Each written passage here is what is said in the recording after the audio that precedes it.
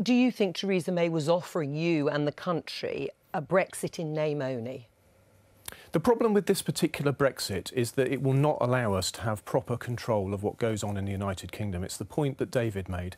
When you listen to what's being said, the truth is people are ending up advancing the same arguments which could be said under life in the EU under the European Communities Act. You said it yourself earlier in the programme, John, that Parliament is sovereign and it can choose to, for example, repeal the European Communities Act any time. Well, look how difficult it turns out to be to repeal the European Communities Act.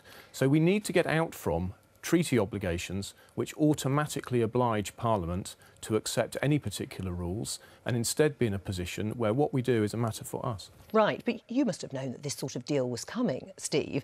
You were a minister in the Brexit department, in that central key department.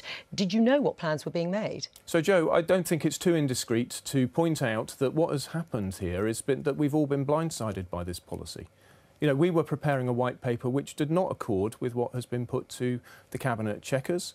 The white paper we were working on reflected the series of speeches which the Prime Minister made, and as has been said, this is a significant evolution from those speeches. So, you know, things have changed considerably this week.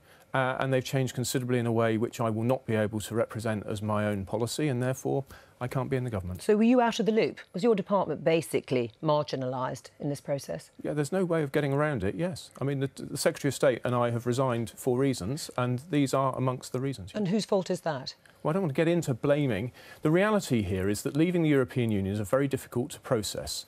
One of the issues is that, for want of a better term, the establishment in this country does not want to leave the European Union. And a big mistake... And does that include the Prime Minister? Well, I think that the Prime Minister has made it clear that she wants to see through Brexit. But what I would say is we've made a series of mistakes. The establishment doesn't want to leave. Well, we might blame Leave campaigners for failing to persuade the establishment. But the other thing is it's no good going forward with this recalcitrant spirit of fear and supplication as we negotiate. Instead of doing things because we must, because we're forced, or because we ought, we need to positively choose to leave the European Union well, perhaps brilliantly. And I think Philip, just before I came on, said that we need to do it properly. Well, you know, we are united in this. Let's leave the European Union in a way of which we can be proud, and that means vision, ambition, determination, resolve, courage, and getting on with this job and doing it in a way which will solve the problems we have. Are you not?